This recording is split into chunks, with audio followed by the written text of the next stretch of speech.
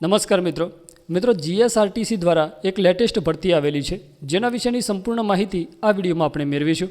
તો મિત્રો વિડીયો શરૂ કર્યાના પહેલાં જો તમે ચેનલ પર પહેલીવાર આવ્યા હોય તો ચેનલને સબસ્ક્રાઇબ કરીને બેલ આઇકનને ઓન કરી લેજો જેથી આવી લેટેસ્ટ ભરતીની માહિતી તમને આ ચેનલ ઉપરથી મળતી રહેશે।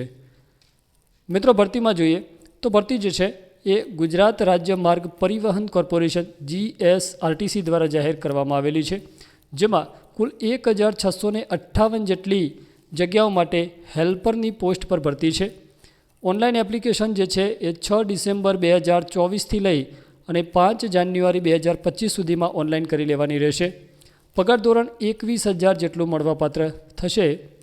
વધુ માહિતી જોઈએ તો અહીંયા કેટેગરી મુજબ જગ્યાઓ આપવામાં આવેલી છે, જેમાં જનરલ કેટેગરી માટે 494, એસસી માટે 243, એસટી માટે 130, ઓબીસી માટે 244, ઈડબ્લ્યુએસ માટે 86, મહિલાઓ માટે 331 અને પીડબ્લ્યુબીડી જે દિવ્યાંગ ઉમેદવારો છે એમના માટે કુલ 66 જગ્યાઓ અહીંયા આપવામાં આવેલી છે। આ મુજબ ભરતી કરવામાં આવશે।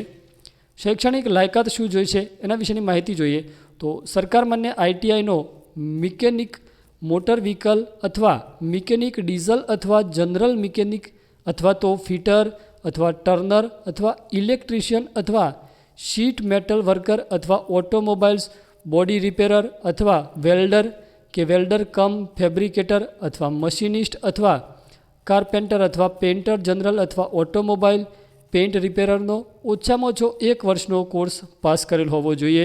એની સાથે એપ્રેન્ટિસશીપ માટે 15% આપવામાં આવશે। આઈટીઆઈમાં ઓછામાં ઓછા 55% ગુણ હોવા જોઈએ। જો આટલી લાયકાત હોય તો તમે આ ભરતી માટે એપ્લાય કરી શકો છો। વધુ જોઈએ તો ઉંમર મર્યાદા જે છે એ 18 વર્ષથી લઈ અને 35 વર્ષની આપવામાં આવેલી છે, જેમાં ઉંમર મર્યાદામાં છૂટછાટ એસસી, એસટી, ઓબીસી અને અન્ય જે વર્ગો છે એમના માટે છૂટછાટ આપવામાં આવશે, જેની વિગત તમે ઓફિશિયલ નોટિફિકેશનમાં જોઈ શકો છો।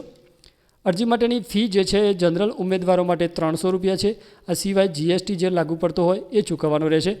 મહિલા, SC, ST, EWS, PWD, x servicemen જે છે એમના માટે ફી 200 રૂપિયા છે પ્લસ જીએસટી જે લાગુ પડતો હોય તે, અને ફી તમારે ઓનલાઈન ચૂકવવાની રહેશે।